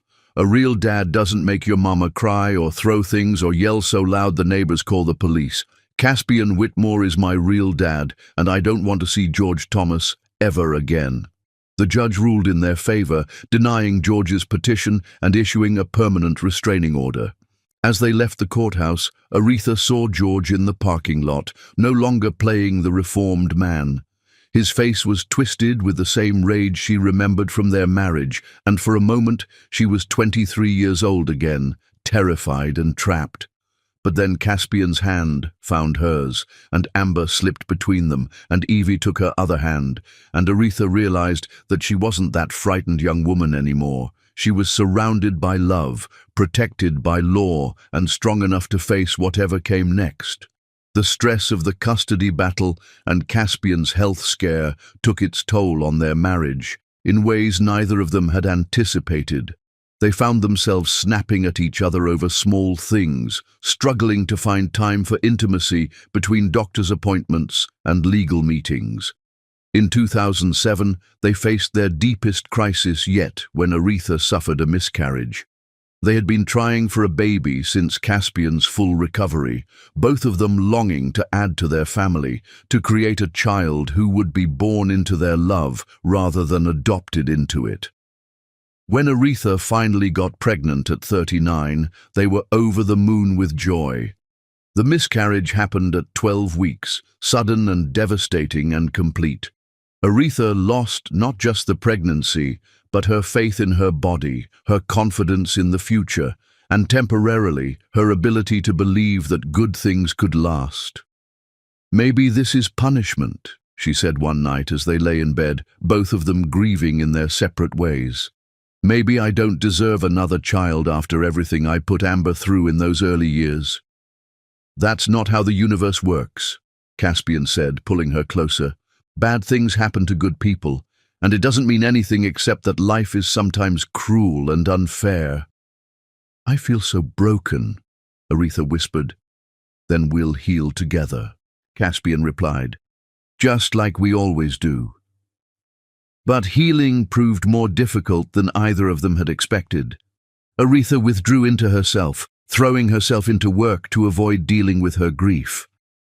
Caspian, still recovering from his own health crisis, struggled to support her while managing his own depression. For 6 months, they lived like polite strangers sharing a house, each of them hurting too much to reach out to the other. The girls sensed the tension and began acting out. Amber's grades slipped, while Evie started having nightmares about her family disappearing. It was Evie who finally broke through their walls. "Are you and Mama getting divorced?" she asked Caspian one evening as he tucked her into bed. "Why would you ask that, sweetheart?" "Because you're sad all the time now, and Mama cries when she thinks we can't see, and nobody laughs anymore. That's what happened before my first Mama died. Everyone got quiet and sad." The innocent observation hit Caspian like a physical blow. In their grief, they were repeating the patterns they had both sworn to break, withdrawing from each other instead of turning toward each other, letting pain drive them apart instead of bringing them together.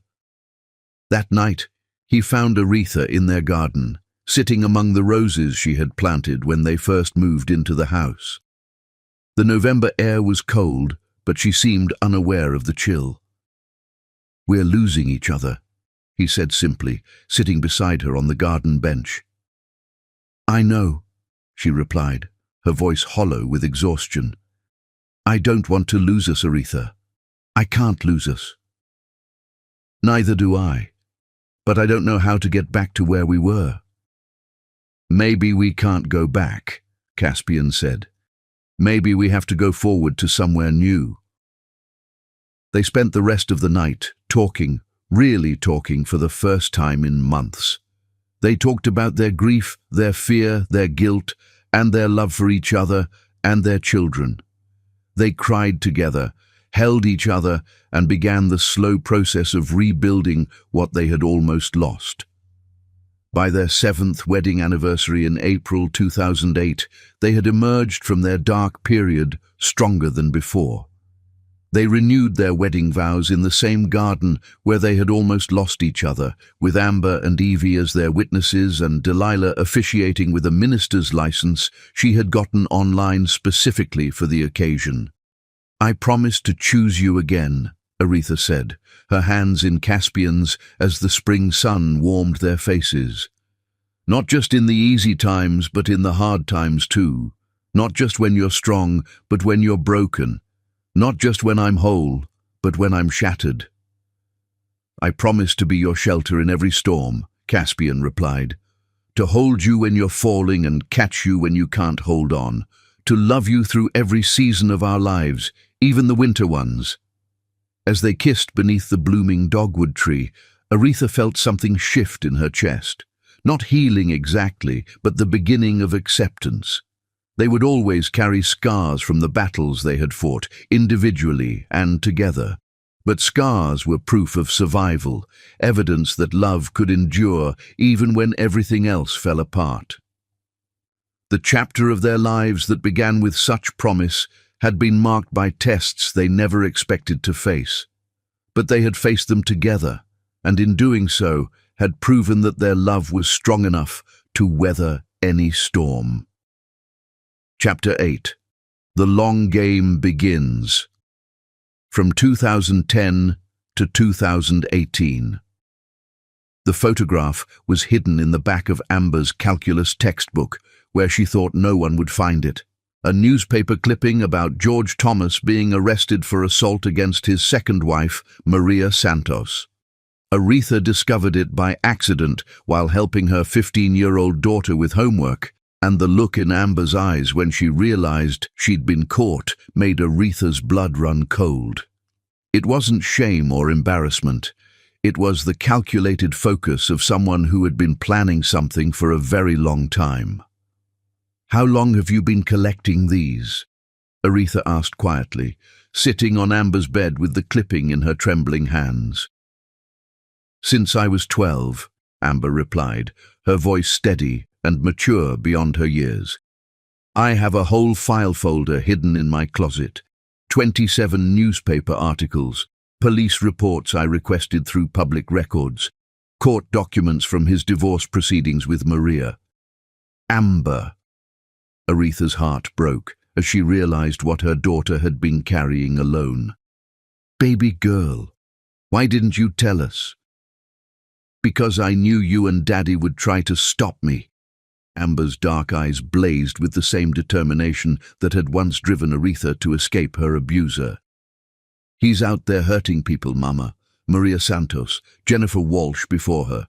God knows how many women we don't even know about, and nobody's stopping him because nobody cares enough to connect the dots. It's not your job to—" "Yes, it is." Amber stood up, pulling a manila folder from behind her winter coats. "Look at this." The folder was thick with documents, each one meticulously organized and annotated in Amber's careful handwriting. Police reports spanning 3 states, hospital records, divorce filings, a pattern of violence so clear and consistent it took Aretha's breath away. "He moves every few years," Amber explained, spreading the papers across her desk like a prosecutor presenting evidence. "Gets involved with a new woman, usually someone vulnerable, single mothers, women with financial problems, women without family support. The pattern is always the same: charm, control, escalation, violence." Aretha stared at the documentation, her mind reeling. Her 16-year-old daughter had compiled a more comprehensive case against George than any law enforcement agency had ever attempted. "How did you get all this?" "Public records requests, mostly. Some investigative journalism through the school newspaper. I've been writing to women who escaped him, asking them to share their stories." Amber's voice remained clinical, professional. "Did you know he broke Maria Santos's arm in 2 places? Jennifer Walsh lost hearing in her left ear, and those are just the ones who reported it." The bedroom door opened, and Caspian appeared with 2 cups of hot chocolate, his smile fading when he saw the papers scattered across the desk. "What's going on?" "Our daughter has been conducting a private investigation into George's criminal activities," Aretha said, her voice hollow with shock and admiration. "For 3 years." Caspian set down the mugs and picked up one of the police reports, his expression growing darker with each line he read. "Amber, this is incredibly thorough work. But it's also dangerous. If George found out what you were doing—" "He won't," Amber interrupted. "I'm smarter than he is, and I'm patient. I can wait as long as it takes to destroy him completely." The word destroy hung in the air like a physical presence. This wasn't a teenage fantasy of revenge. It was a methodical, long-term plan being executed by someone who understood exactly what she was attempting. "Sweetheart," Caspian said carefully, "I understand why you want justice for what he did to your mother, to you, to these other women. But revenge isn't the same as justice, and it's not worth sacrificing your own peace of mind." "This isn't about revenge," Amber replied firmly. "This is about prevention. Every day George Thomas walks free is another day he's looking for his next victim. I'm going to make sure he never hurts anyone again." "How?" Aretha asked, though she suspected she already knew the answer. "I'm going to become a prosecutor. I'm going to specialize in domestic violence cases. I'm going to build an airtight case against him that puts him in prison for the rest of his miserable life." Amber's voice was calm, certain, terrifying in its absolute conviction. And when I'm done, every woman he's ever hurt will know that someone cared enough to fight for them." The next 8 years transformed Amber from a determined teenager into a force of nature. She graduated as valedictorian from North Atlanta High School in 2013. Her acceptance speech focusing on the responsibility privileged people had to protect the vulnerable.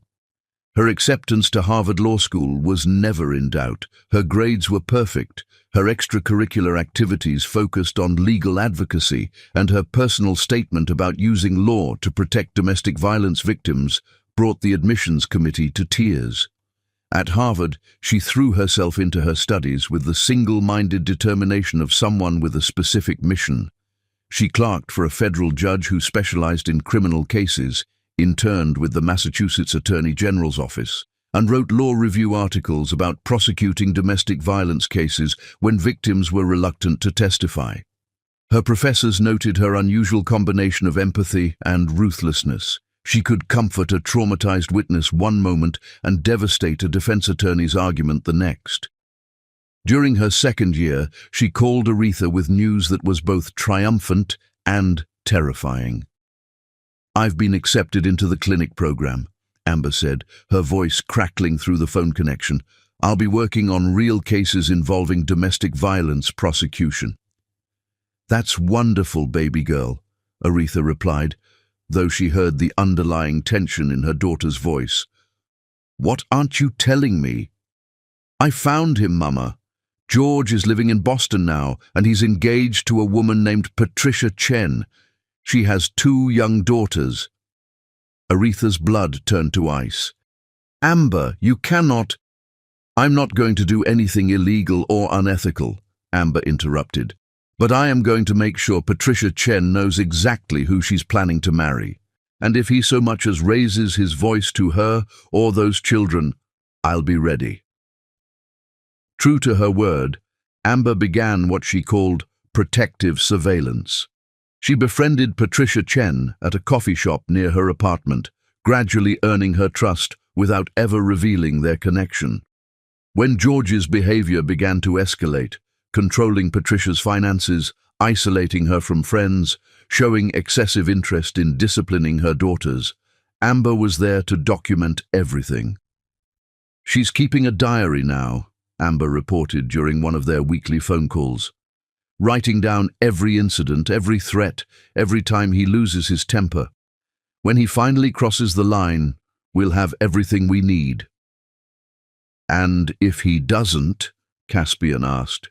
He had been quietly supporting Amber's mission while publicly expressing concerns about her obsession with George. "He will," Amber said with chilling certainty.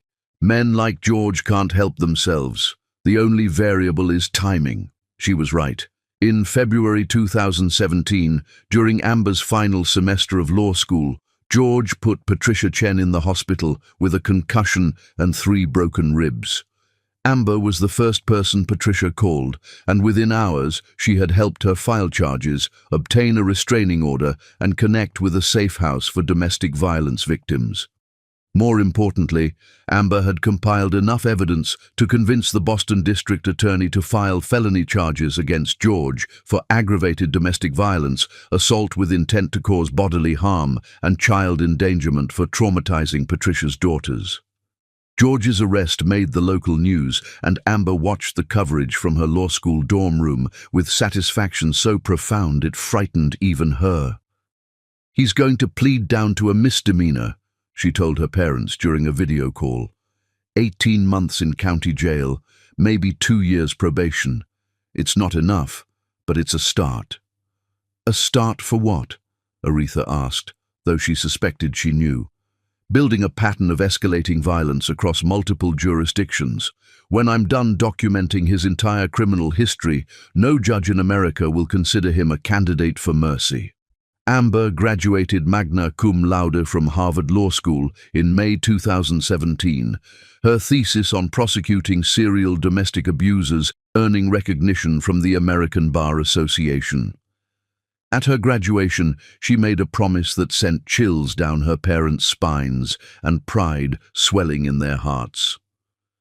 "I'm coming home to Georgia," she announced, The U.S. Attorney's Office for the Northern District of Georgia has offered me a position in their domestic violence prosecution unit. I start in August.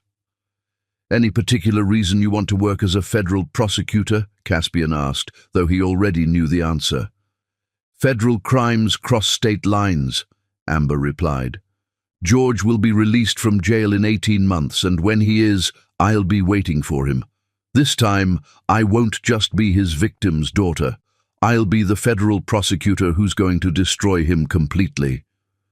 As they drove home from Amber's graduation ceremony, Aretha reflected on the woman her daughter had become. At 22, Amber possessed a combination of legal brilliance and personal vendetta that made her either the most dangerous federal prosecutor in Georgia or the most dedicated advocate for justice, possibly both. Are we doing the right thing? Aretha asked Caspian as they crossed the Georgia state line. Supporting her in this? I don't know, Caspian admitted. But I know that trying to stop her would be impossible and probably wrong. She's not seeking revenge, she's seeking justice, and maybe the world needs someone who cares enough to fight this hard for people who can't fight for themselves. Even if it costs her. Look at her, Aretha. Look at how focused she is, how driven, how absolutely certain of her purpose. I don't think this is costing her anything. I think this is exactly who she was always meant to become. As Atlanta's skyline appeared in the distance, Aretha realized that their family's long journey toward justice was just beginning. The little girl who had once hidden behind her mother's dress was now a Harvard-educated prosecutor with the skills, determination, and legal authority to ensure that George Thomas finally faced consequences for every woman he had ever hurt. The long game had begun, and Amber Whitmore was playing to win. Chapter 9. The Reckoning Builds. 2018 to 2024. The war room looked like something from a crime drama, walls covered with photographs, timelines, and legal documents connected by red string that traced George Thomas's path of destruction across 25 years. Amber had converted the basement of her downtown Atlanta apartment into what she called her Justice Center, a space dedicated entirely to building the federal case that would end George's reign of terror forever. At 24, she had already earned a reputation as the most ruthless domestic violence prosecutor in the U.S. Attorney's Office, with a conviction rate that made defense attorneys tremble. "This is insane, Amber," said Detective Marcus Rodriguez, studying the elaborate display with a mixture of admiration and concern. "You've documented crimes across 6 states, spanning back to 1995. Some of these cases are beyond the statute of limitations." "The individual cases might be," Amber replied, adding another photograph to the wall, George's mugshot from his most recent arrest in Boston. "But together, they establish a pattern of predatory behavior that will support charges under the federal domestic violence statute. And Marcus, I prefer thorough to insane." Over the past 6 years, Amber had systematically rebuilt her life around a single goal: accumulating enough evidence to ensure George Thomas died in prison. She had tracked down 8 of his victims across multiple states, convincing 6 of them to provide sworn statements about their experiences. She had cultivated relationships with law enforcement officers in 5 different jurisdictions, creating a network of allies who fed her information about George's activities.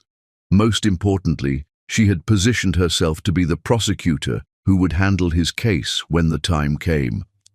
"The beauty of the federal domestic violence statute," she explained to Marcus as they reviewed her latest evidence, "is that it covers crimes that cross state lines and allows us to prosecute patterns of behavior rather than individual incidents.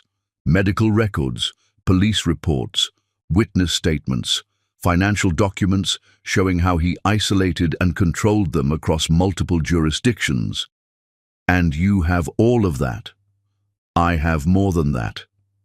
Amber pulled out a thick file labeled Financial Crimes.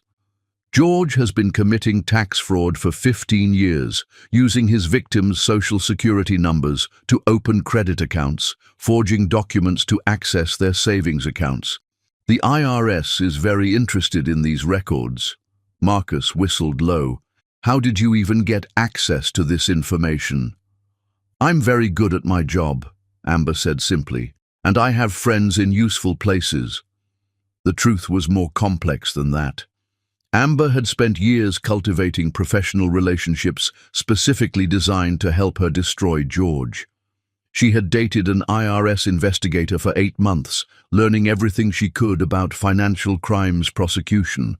She had volunteered with a non-profit organization that helped domestic violence victims rebuild their credit, gaining access to databases that revealed the full scope of George's financial abuse. Every choice she had made since law school had been calculated to serve her ultimate purpose. There's something else, Marcus said, his expression troubled. We've been monitoring George since his release from Boston, and he's been in contact with a woman named Sarah Mitchell, divorced, 2 teenage sons, recently moved to Atlanta for a job with the CDC. Amber's jaw tightened. How long have they been seeing each other? 3 months. She's already moved in with him. Then we're running out of time. Amber turned to study the timeline on her wall, her mind racing through legal possibilities. Sarah Mitchell becomes victim number 9, or she becomes the prosecution's star witness. Either way, we move now. Amber, you can't just watch me. Sarah Mitchell was exactly George's type, intelligent but vulnerable, recently divorced and struggling to rebuild her life in a new city. At 42, she was beautiful in a quiet way that suggested she had once been confident before life wore her down. Amber found her at a Starbucks near the CDC, reading a medical journal while sipping a vanilla latte.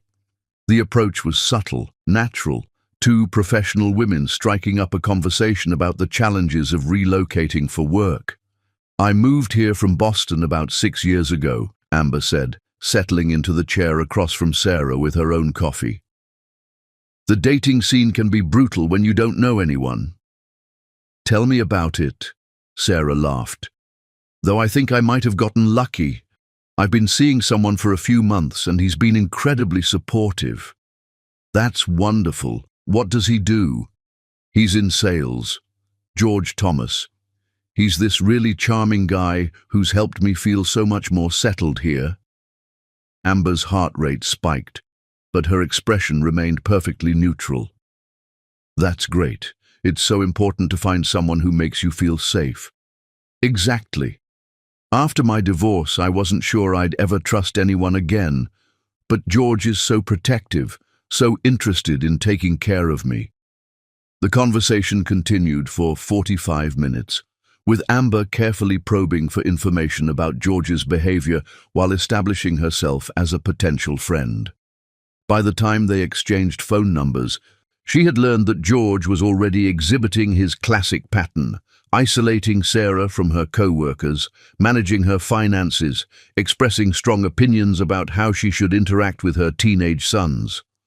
Over the next 3 months, Amber cultivated the friendship carefully, meeting Sarah for coffee twice a week and occasionally joining her for lunch. She documented every conversation, every change in Sarah's demeanor, every incident that suggested George's behavior was escalating. He's been so stressed about work lately, Sarah confided during one of their meetings in November 2019. He lost his temper with Tyler last night over something stupid. Tyler left his backpack on the couch instead of putting it away. George grabbed him by the shoulders and shook him, which seemed like a pretty extreme reaction. That must have been frightening for Tyler, Amber said carefully. How did you handle it? I talked to George about it afterward and he apologized.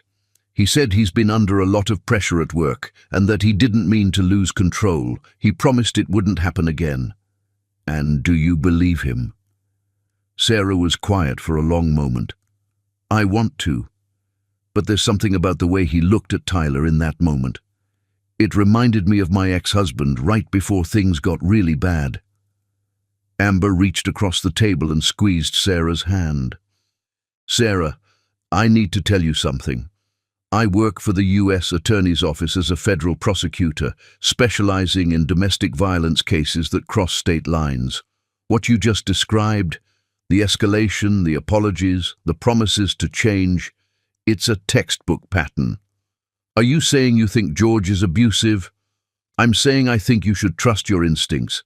And I'm saying that if you ever feel unsafe, you have someone who will believe you and help you. The revelation that her new friend was a prosecutor could have ended their relationship, but instead it seemed to give Sarah permission to acknowledge concerns she had been suppressing.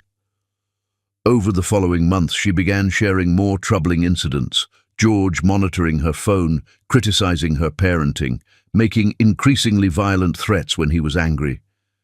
In March 2020, George hit Sarah for the first time. "It was a slap," Sarah said when she called Amber from the hospital parking lot. "He said I embarrassed him at dinner by contradicting something he said in front of his friends. He apologized immediately, said he'd never done anything like that before, promised it would never happen again." "Sarah, where are you right now?"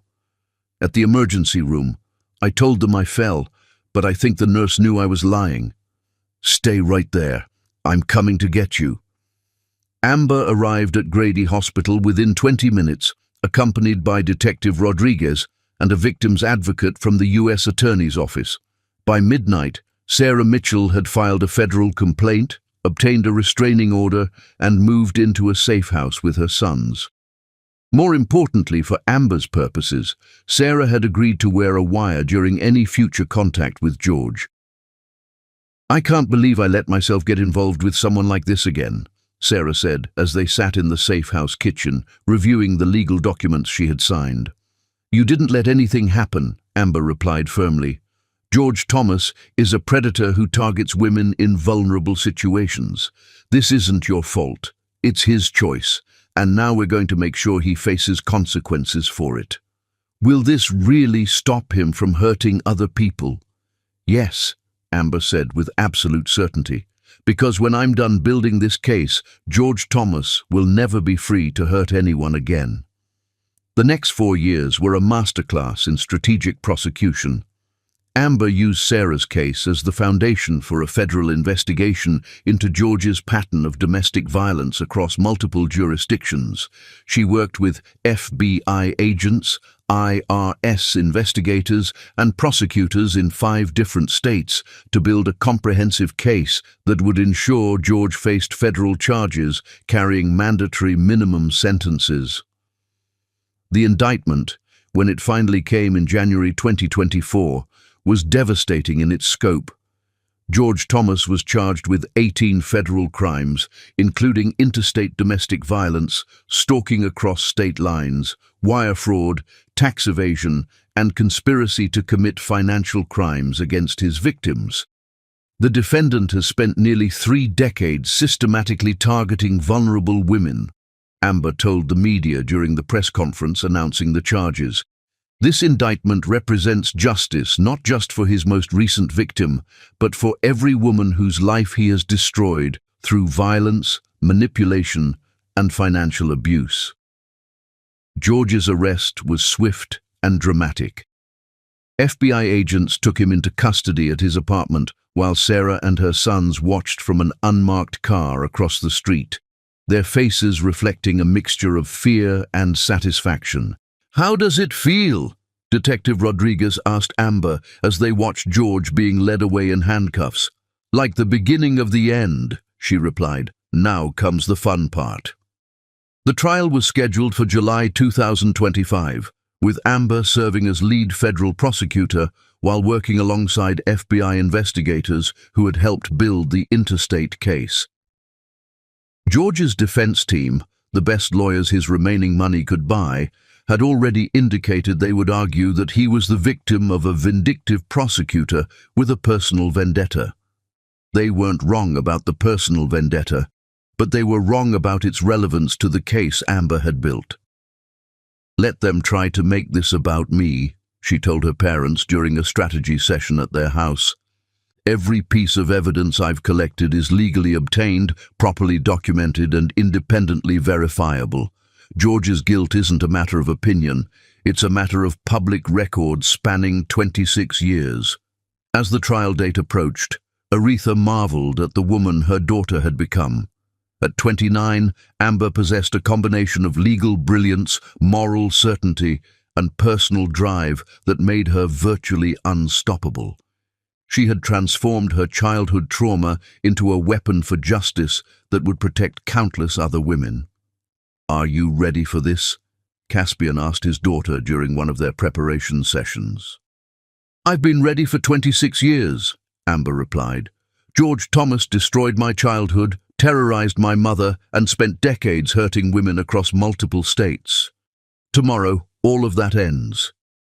And after tomorrow? After tomorrow, I get to spend the rest of my career making sure men like him face consequences for their choices. But first, I get to look George Thomas in the eye and tell him exactly what I think of him." As July 2025 dawned bright and hot over Atlanta, 3 generations of women who had refused to be broken prepared to witness the final destruction of the man who had tried to destroy them. The reckoning was about to begin. Chapter 10. Forever Begins Now. July 2025. The garden had never looked more beautiful than it did on this perfect July evening, with 26 years of careful tending having transformed Aretha and Caspian's backyard into something that belonged in magazines, but felt like home. White lights twinkled in the ancient oak trees, casting dancing shadows across tables laden with Delilah's famous sweet potato pie recipes and flowers from every corner of Georgia. The magnolia tree Caspian had planted for their first anniversary now towered over the celebration, its glossy leaves whispering secrets to the warm summer breeze. "Mama, stop fussing with the flowers," 30-year-old Amber laughed, gently pulling Aretha away from the centerpiece she was adjusting for the 3rd time. "Everything is perfect. You taught me that perfection comes from love, not from moving roses 2 inches to the left." Aretha stepped back and surveyed the scene with the satisfaction of a woman who had learned to recognize happiness when she was living in it. Their 24th wedding anniversary party was exactly what she had dreamed of. Family and chosen family gathered together, multiple generations celebrating the love that had created them all. "You're right," she said, smoothing her pale blue dress, a far cry from the one George had hated so many years ago, but chosen with the same defiant joy. "I just want everything to be perfect," 28-year-old Evie finished, appearing beside them with her characteristic efficiency. "And it is perfect, Mama, because we're all here, we're all healthy, and we're all happy. What else could you possibly want? What else indeed?" Aretha looked around at the gathering and felt her heart swell with gratitude so profound it almost hurt. The twins, now 14 and impossibly tall, were regaling their great-aunt with stories about their upcoming freshman year of high school. Maverick planned to join the debate team and had already expressed interest in Amber's alma mater, while Magnolia was torn between art classes and advanced science, her interests as varied as her grandmother Delilah's had been. "They're going to be fine," Caspian said, appearing at Aretha's elbow with 2 glasses of champagne and the ability to read her thoughts that came from spending half a lifetime together. At 54, he was more handsome than ever, his hair silver at the temples and his blue eyes still capable of making her heart skip beats. "I know they are," Aretha replied, accepting the champagne and the kiss he pressed to her temple. "I just marvel sometimes at how different their childhood is from ours. They've never known fear, never doubted their worth, never questioned whether they're loved." "That's the point," said a familiar voice behind them. They turned to find Danny Murphy, now 60, and still the most honest mechanic in Atlanta, approaching with his wife and grandchildren in tow. "Y'all broke the cycle. These kids get to start from a place of safety instead of having to fight their way to it." As if summoned by the conversation about family legacies, Amber moved to the center of the garden and called for attention. "Before we eat all of Mrs. Patterson's famous fried chicken," she began, grinning at their elderly neighbor who had become family decades ago, I have some news to share." The garden fell quiet. 43 people ranging in age from 4 to 87 waiting to hear what Atlanta's youngest partner at a major law firm had to announce. "David and I are engaged," Amber said simply, her smile radiant as she held up her left hand to display a vintage emerald ring that had belonged to her fiancé's grandmother. "And before anyone asks, yes, we want Daddy to officiate the ceremony." The cheer that went up could probably be heard 3 blocks away. Caspian, who had gotten his ministerial license online years ago to perform wedding ceremonies for clients who had become friends, looked stunned and honored. "I've been waiting 30 years to walk you down the aisle," he said, pulling Amber into a bear hug that lifted her off her feet despite her professional stature. "Actually," Amber said when he set her down, "I was hoping both my parents would walk me down the aisle. Mama gave me life twice, once when I was born and once when she found the courage to leave my biological father. I can't imagine getting married without both of you by my side."